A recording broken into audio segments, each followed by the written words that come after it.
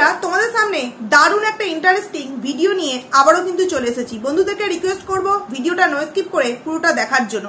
তোমরা তো ওয়াইটি প্ল্যাটফর্মে স্বামী স্ত্রীর দ্বন্দ্ব দেখছো, পরকীয়া করার দ্বন্দ্ব দেখছো, তারপর তোমার শাশুড়ি বৌমার মধ্যে দ্বন্দ্ব দেখছো, অনেক রকমের দ্বন্দ্ব দেখছো। কিন্তু যায় যায় এমন একটা অশান্তি আরম্ভ হয়েছে যেই অশান্তি কিনা একদম সোশ্যাল মিডিয়া অবধি পৌঁছে যাচ্ছে, সেটা আবার এই বাচ্চার মাকে কেন্দ্র করে। সেটাই তোমাদেরকে একদম চাক্ষুষ প্রমাণ স্বরূপ দেখাবো। এবং সেই দ্বন্দ্বের মধ্যে ভাসুর এমন পুরো আগুনের কাছে ঘি দেওয়ার মতো কাজ করছে যে সেটা সত্যিই না তোমরা দেখলে বুঝতে পারবে না। তো তোমাদের সামনে প্রমাণ স্বরূপ পুরোটা তুলে ধরবো। তো বন্ধুদের কাছে রিকোয়েস্ট করছি ভিডিওটা নো স্কিপ করে কিন্তু পুরোটা দেখো। তো ভিডিওর মেন প্রসঙ্গে যাওয়ার আগে কিছু কথা একটু তোমাদের সাথে শেয়ার করতে চাই বাচ্চাটা মায়ের আজকের 8-9.5 মিনিটের একটা ভিডিও সম্পর্কে। প্রথমে এই ভিডিওটা আমাদেরকে কি দেখানো হলো? ব্রাশ করা দিয়ে। না, আমরা কেউ ব্রাশ করতে জানি না, সেই কারণে আমাদের ব্রাশ করা দিয়ে ভিডিওটা শুরু করলো না। দেখো, অনেক ক্ষেত্রেই কিন্তু আমরা ব্রাশ করাটা দেখতে পাই।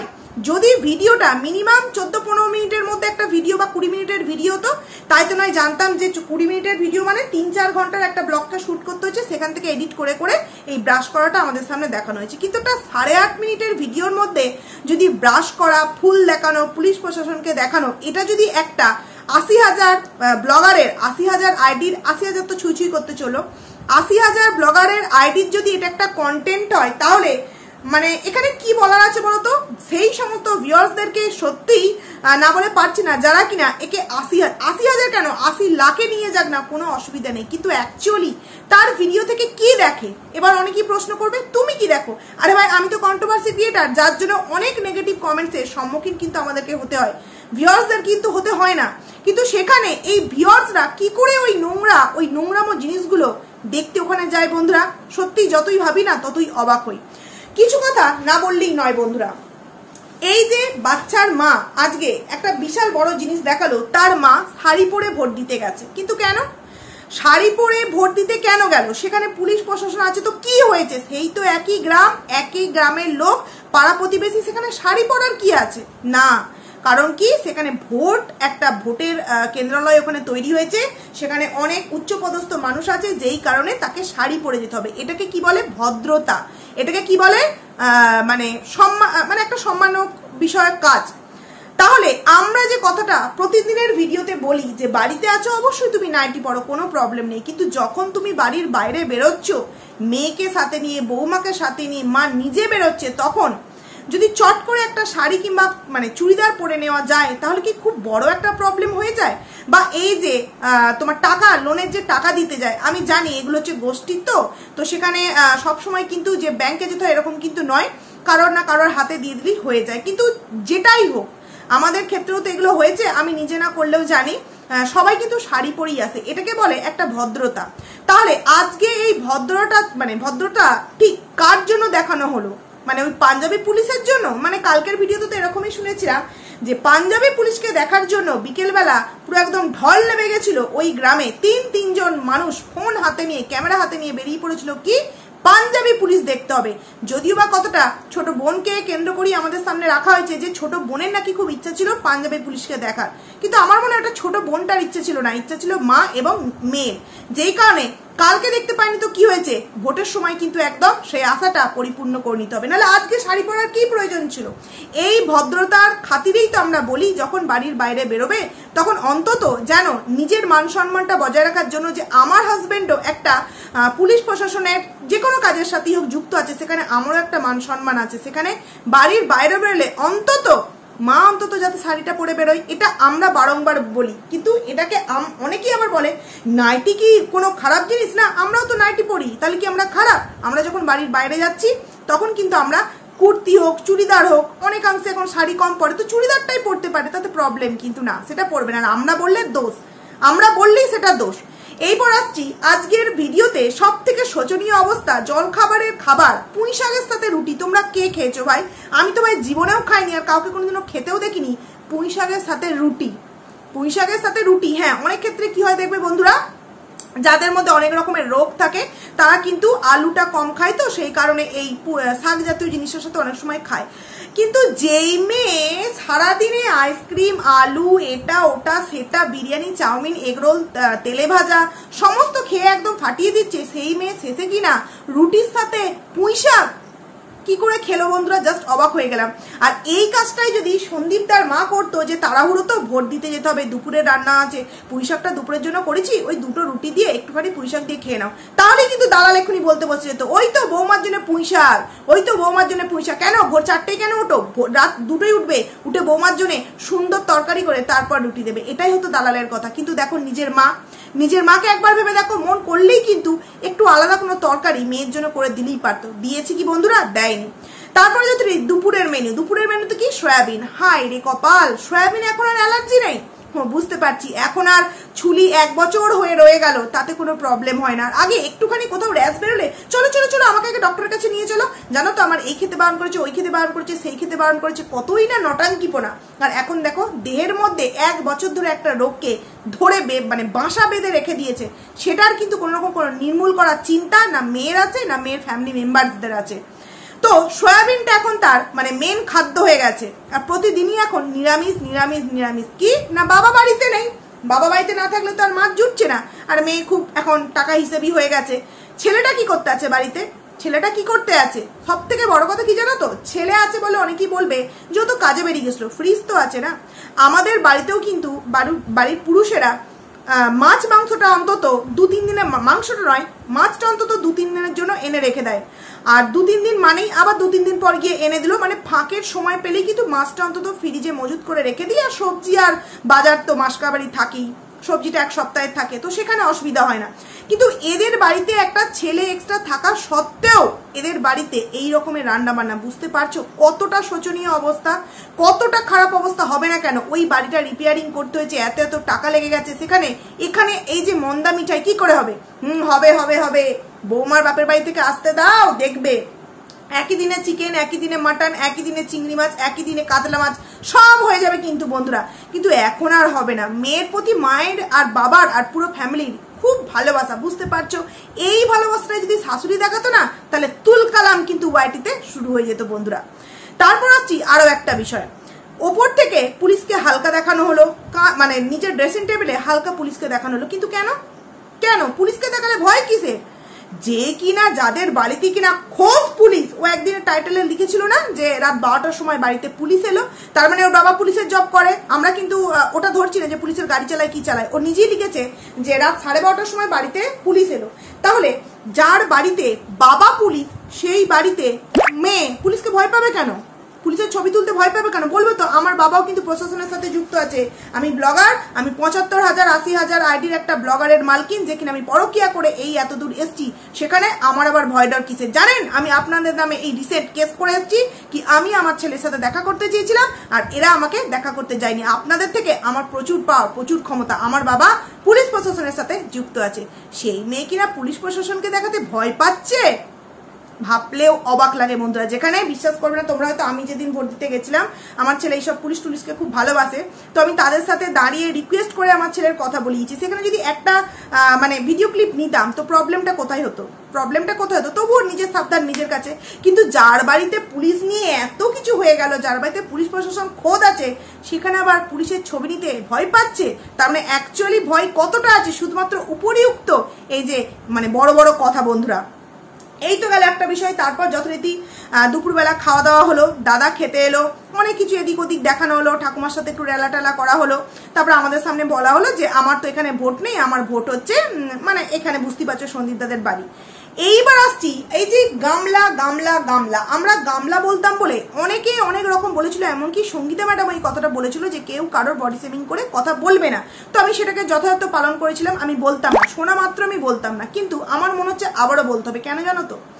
যেই বাড়িতে কিনা একটা ছেলে দাঁড়িয়ে আছে দেখা যাচ্ছে, তাকে বলা হচ্ছে হাফ লেডিস, তাহলে সেই বাড়ির মহিলাকে আমরা গামলা, তার নাম নিতে পারবো না তাই গামলা বলছি। ভুল কি করছি আমরা? সে যদি তার 80,000 একটা আইডির মধ্যে একটা ছেলেকে হাফ লেডিস বলে ডাকতে পারে, সোশ্যাল মিডিয়ার এত এত মানুষ দেখবে, সে সেটা জানা সত্ত্বেও এডিট না করতে পারে, তাহলে আমরা সেই বাড়ির মহিলাটিকে কেন গামলা বলতে পারবো না? বলো তো একবার তোমরা, কেন আমরা গামলা বলতে পারবো? তোমাদেরকে আমি টাইমটা মেনশন করে দিচ্ছি বন্ধুরা, তোমরা 1 মিনিট 52 সেকেন্ডে গিয়ে দেখবে 5 টাকা দে লেডিস, এর হাফ লেডিস নয় লেডিস, 5 টাকা দে লেডিস। মানে প্রথমে ওই 2 নম্বরই মেয়েটা, কার কথা বলছি বুঝতে পারছো? মানে মিষ্টুর কথা বলছি, বুঝতে পারছো? 2 নম্বরই মানে কেন বলছি সেটাও বললাম। ওর আঙুলে দেখানো হলো ভোটের মানে দেওয়াটা, তারপর বললো যে এখানে ফোন রাখলে 5 টাকা করে দিতে হবে, 5 টাকা দে লেডিস, এরকম করে একটা কথা বললো। কিন্তু কেন বলবে? বডি শেমিং কেন করবে? তার মধ্যে কি এইটুখানিও ভদ্রতা নেই যে সে যে বিষয়টাকে নিয়ে এত কিছু সোচ্চার করলো যে মানে বডি শেমিং করে কথা বলা যাবে না, তাহলে সে কি করে একটা ছেলেকে মেয়ে বানিয়ে দিচ্ছে সোশ্যাল মিডিয়ার মতো একটা প্ল্যাটফর্মে এসে ওপেন ক্যামেরায়? হ্যাঁ, এটা নিয়ে কিন্তু দালাল চোখে দেখতে পারবে না। কিন্তু আমরা গামলা বলি, ভাঙাটিন বলি, যাই বলি, তাই নিয়ে বিশাল বড় একটা হাঙ্গামা তৈরি হয়ে গেল। তারপর আসছি এই 2 নম্বরই কেন কথাটা বললাম, এর অনেক প্রমাণ কিন্তু আমার কাছে আছে। ঠিক কমেন্টসের মাধ্যমে এই বাচ্চার মা সম্পর্কে কত কথা জানিয়েছে বন্ধুরা। আমার কাছে এত প্রায় স্ক্রিনশট আছে, কিছু ভিডিওতে দিয়েছিলাম, কিছু আমি দেওয়ার প্রয়োজন মনে করিনি। যখন কেউ আমাকে কমেন্টস করে একজন বলেছিল, মানে আমার ভিউয়ার্স একজন শুভাকাঙ্ক্ষী, যে ওর স্ক্রিনশট তুমি এইভাবে দিও না, প্রবলেম হতে পারে, তো সেই থেকে আমি আর দিতাম না, জাস্ট মুখে বলতাম। কিন্তু স্ক্রিনশট এত রাখা আছে যেখানে এসে নিজের মুখে বলেছিল যে তার বাবা পছন্দ করে না ওই বাড়িতে যাওয়া, ওই বাড়িতে কথা বলা। ও রিসেন্ট ওর পরীক্ষার রেজাল্ট বেরোবার পর যখন ওর মাসির বাড়ি চলে গিয়েছিল, কোন জায়গায় সেটাও আমি জানি, সেখানে গিয়ে মানে ও কিছুদিন ছিল, তারপর ও নিজে বলতো যে মানে এই যে কেনাকাটা হয়েছিল পয়লা বৈশাখে, তাকেও একটা কিচ্ছু দেয়নি। এমনকি ও এটাই বলতো যে আমি ওদের সাথেও থাকি না, পাঁচেও থাকি না, ওদের নিয়ে আমি কিছু কথা বলতেও চাই না, আমি আমার মতো করে এগোতে চাই। তো সেই দিনকার সেই কথা আজকে কোথায় গেল? এই মিষ্টি মেয়ে কোথায় গেল? নাকি যেতে চাও না, সাথে থাকতে চাও না, পাঁচে থাকতে চাও না, ও নাকি খুব বাজে মেয়ে, গ্রামের লোকেরা নাকি এরকমটা পর্যন্ত বলেছে যে তুই ওদের বাড়িতে যাবি না, গেলে কিন্তু তুইও নোংরা হয়ে যাবি, তুইও বাজে হয়ে যাবি, ও যা বাজে, গ্রামের একটা সেরা নাম করা মেয়ে। এমনকি এরকমটাও বলেছে বন্ধুরা, যখন প্রশ্ন করা হয়েছিল যে এই সরকার কি ওদের বাড়িতে আসে, তখন ঠিক এরকম অ্যান্সার দিয়েছে, এখন আর আসে না। আমার কাছে স্ক্রিনশট আছে, এখন আর আসে না, মানে আগে ওদের বাড়িতে আসতো, তাই এখন আর আসে না। এত কিছু কথা, আদার্স অনেক কিছু কথা বন্ধুরা বলেছিল। সেখান থেকে দাঁড়িয়ে সে আজকে আগের দিনের ভিডিওতেও দেখলাম ওদের বাড়িতে গেছে, এবং আজকের ভিডিওতেও দেখলাম ওদের বাড়িতে গেছে। হয়তো যেত, ক্যামেরার মধ্যে আনতো না। তাহলে এদের বাড়ির প্রত্যেকটা মানুষই জানো তো ঠিক এই রকম, মানে ওপরে এক ভেতরে এক। ভাবো একবার, দিনের পর দিন যে কথোপকথন যার সাথেই ও বলেছে, সেখান থেকে যে আমরা স্ক্রিনশটগুলো কালেক্ট করেছিলাম, সেখানে সে পুরোপুরি বাচ্চার মা সম্পর্কে যেটা সত্য সেটা বলেছে। আর যখন তার সামনে আসছে একদম ধোয়া তুলসী পাতা বন্ধুরা। বলতে বাধ্য হচ্ছি, সেই মেয়েটাকে নিয়ে আমরা কতই না ভেবেছি, তার রেজাল্ট সম্পর্কে আমরা জানতে চেয়েছি যে সে কি করলো, তাকে আমরা দূর থেকে অনেকটা আশীর্বাদ করেছি, কিন্তু সেখানে সে আমাদেরকে এক বলেছে আর সে এখন ভিডিওর মধ্যে আর এক করছে। তার কথা ছিল তার বাবা নাকি ওদের সাথে মিশতেই বারণ করেছে, পাড়া প্রতিবেশী মিশতে বারণ করেছে, ওদের বাড়ি গেলে নাকি বলেছিল যে তোকেও আর তোর সাথেও আমরা কেউ কথা বলবো না, মানে বাচ্চার মার সাথে কথা বললে ওদের ঘরে গেলে এদের সাথেও নাকি কেউ কথা বলবে না, এক ঘরে করে দেবে, এরকম কিছু বলেছিল। সেখানে দেখো সেই যাচ্ছে, তার সম্পূর্ণ কথাগুলো মিথ্যে ছিল বন্ধুরা। তোমাদের সামনে যেই কথাটা আমি প্রথমে বললাম যে যায় দ্বন্দ্ব লেগে গেছে, সেটা তোমাদের সামনে প্রমাণ স্বরূপ দেব। কিছুদিন আগে এই বাচ্চার মায়েরই এক যা মানে তার পোস্ট দিয়েছে এরকমই, যে সব দাদাদের একই কাহিনী, বউ খিচুড়ি, অন্যের বউ বিরিয়ানি। কিন্তু কেন? এই দাদা বৌদির মধ্যে কিন্তু প্রচন্ড মিল, মানে আমি অবাক হয়ে গেছি। আমি একে দেখি, ফলো করি, তো সেখান থেকে এরা কোনো রিলস আপলোড করুক বা কোনো পোস্ট আপলোড করুক, দুজন স্বামী স্ত্রী কিন্তু দুজনাকে ট্যাগ করে, মানে দুজন দুজনের সাথে শেয়ারে কিন্তু এটা পোস্ট করে। কিন্তু এই যে পোস্টটা শেয়ার করা হয়েছে, সেখানে দেখলাম হাজবেন্ড নেই, আছে কে? ননদ, তার ননদ আছে। তো সেখানে বড্ড অদ্ভুত একটা বিষয়, সেখানে এই যে পোস্টটা করা হয়েছে যে সব দাদাদের একই কাহিনী, বউ খিচুড়ি, অন্যের বউ বিরিয়ানি। কিন্তু ঠিক এরকম কেন দিতে ইচ্ছে করলো যে সব দাদাদের একই কাহিনী, মানে এই দাদারও কি ডান্স নেই সকতা, ওই দাদারও কি ঠিক একই কাহিনী হলো এ সরকারের মতো, মানে বউ হয়ে গেল খিচুড়ি আর অন্যের বউ হয়ে গেল বিরিয়ানি, যেরকমটা কিনা এ সরকারের হয়েছে। যে প্রথম বউ হয়েছিল সে খিচুড়ি, আর এই পরের বউ মানে সন্দীপদার বউ হয়ে গেছে বিরিয়ানি। নিশ্চয়ই তাই হয়েছে না? তো সেখানে সেই দাদা আবার কমেন্ট থেকে রিপ্লাই দিয়েছে, মানে এই খিচুড়ি বউ যে বউ নিজেকে বলেছে, তার হাজবেন্ড রিপ্লাই করেছে, ঠিকই বলেছে, দিদিরা বিরিয়ানি খেলে দোষ নেই, দাদারা খেলেই দোষ। মানে কি? দিদিরা বিরিয়ানি খেলে দোষ নেই আর দাদারা খেলেই দোষ, মানেটা কি বলতে চাইছে? মানে দিদিও কি বিরিয়ানি খাচ্ছে? মানে এখানে তো একটা যা অলরেডি খাচ্ছে, জায়ের যা, তো এই যা তো অলরেডি বিরিয়ানি খেয়েছে, নাহলে কি আর 3 বছরের ছেলেকে রেখে নিজের সুখের সংসার ফেলে রেখে নিজের বাড়ির খিচুড়িটা ছেড়ে দিয়ে বিরিয়ানি টেস্ট করতে আসে, এবং বিরিয়ানি টেস্ট করতে এসে কি দেখলো? শুধুই হাড়, তাও আবার কি সেই একদম বার্ড ফ্লু হওয়া যে পাখিগুলো হয় না, মানে যে মুরগিগুলোর বার্ড ফ্লু হয়, সেই একদম ঝিমনি মার্কা একটা পাখি, যাকে কিনা দিন রাত ইঞ্জেকশন পুশ করে করে করে করে বাঁচিয়ে রাখতে হয়, সেই রকম একটা বার্ড ফ্লু সংক্রান্ত পাখিকে বিরিয়ানি রান্না করে খেয়েছে, যেই কারণে এখন তার মানে এইরকম অবস্থা। তো সেটা কি বোঝাতে চাইলো যে অন্যের বউ বিরিয়ানি আর নিজের বউ খিচুড়ি? সেখানে দাদা রিপ্লাই করলো কি যে কেন দিদিরা বিরিয়ানি খেলে দোষ নেই, দাদারা বিরিয়ানি খেলেই দোষ। মানে ব্যাপারটা কি হিসেবে বোঝানো হচ্ছে বুঝতে পেরেছো একবার বন্ধুরা? যা কিন্তু আরেক যাকে ঠুকলো, প্লাস নিজের হাজব্যান্ডকেও ঠুকলো, যে নিজের বাড়ির বউ খিচুড়ি আর অন্যের বাড়ির বউ কিন্তু হচ্ছে বিরিয়ানি। মানে কতটা অবস্থা শোচনীয় একবার দেখো। ওদের পুরো ফ্যামিলিটার কেউ কারোর সাথে যে মানে মিল হবে সেরকমটা নেই। কারণ কি, প্রত্যেকটা মানুষের মধ্যে একটা একটা করে কিন্তু খুঁত রয়েই গেছে বন্ধুরা, প্রত্যেকটা মানুষের মধ্যে কিন্তু একটা করে খুঁত রয়েই গেছে। যেরকমটা তোমরা রিসেন্ট যে বিয়েটা হলো সেটাও জানতে পেরেছো যে তারও একটা আগের কাহিনী ছিল, নতুন করে আবার ডিভোর্স না হওয়া সত্ত্বেও তার সাথে বিয়ে হয়েছে। আর সেই যে মানে কিছু মাস আগে আমি আর ওয়াইটি প্ল্যাটফর্মে থাকবো না, আমি আর এই দুনিয়াতেই থাকবো না, একদম পটলডাঙ্গার টিকিট কেটে ফেললো, যদিও আশা রাখবো সে এখন সুস্থ আছে। সেই যে এন্ড হলো এখান থেকে, ব্যাস তারপর থেকে আর কোনো তার নামগন্ধ নেই ওয়াইটি প্ল্যাটফর্মের মধ্যে। কি না, তার আইডিটা একদম লিখিত পরিতভাবে কোর্টে গিয়ে নাকি এই বাচ্চার মা কিনে নিয়েছে। হায় রে আমার, 700 সাবস্ক্রাইবারের আইডি, তাও আবার কোর্টে গিয়ে কিনতে হয়েছে। মানে 700 সাবস্ক্রাইবার হয়ে যেন উপকৃত হয়েছে, কোর্টে গিয়ে তার বেশি টাকা দিয়ে হয়তো আইডিটাকে কিনতে হয়েছে। এটা সত্যি বিশ্বাস করা একটা কথা? আমাকে একজন কমেন্টস করে বলেছিল যে ওই আইডিটা কোর্টে গিয়ে নাকি লিখিত পরিত করে নাকি কিনে নিয়েছে। বিশ্বাস করা যায় ওই শর্ট আইডিটা? তোমরা বিশ্বাস করতে পারবে? এবার আসছি আরো একটা কথায় বন্ধুরা, জানি ভিডিওটা আমার বড় হয়ে যাচ্ছে, তবু না বললেই নয়। একটা দাঁত ফোগলা মাসি আছে, তাকে আমি যথেষ্ট সম্মান করেই কথা বলছি, কারণ কি তিনি বিশাল বড় মাপের মানুষ। তো সেখান থেকে দাঁড়িয়ে তার লাইভ ভিডিওতে প্রতিদিন এই ভৌতিক ঘোষ কমেন্টস করে, যে কমেন্টসগুলো আমার কাছে কিন্তু প্রত্যেকটা কমেন্টস স্ক্রিনশট স্বরূপ রাখা আছে। তো আমি একটা কথা বলতে চাই, যেই লাইভের মধ্যে মা ছেলের সম্পর্ককে নিয়ে এত টানা হেঁচড়া, এত নোংরামো, এত ছোট বড় কথা বলা হয়, যে এক ঘরে শোয়া নিয়ে, শোয়া থেকে আরম্ভ করে খাওয়া বসা সমস্ত কিছুতে মা ছেলেকে এতটা নোংরামো একটা সম্পর্কের মধ্যে নামিয়ে দেয়, সেই মানুষ তার কমিউনিটি পোস্টে নিজের ছেলেকে নিয়ে কিভাবে এইরকম ছেলে বসে আছে এরকম গলায় হাত দিয়ে ছবি তুলে, সেটাকে নিয়ে যদি আমরা বাজে ভিডিও করি, তাহলে কি তার শুনতে ভালো লাগবে?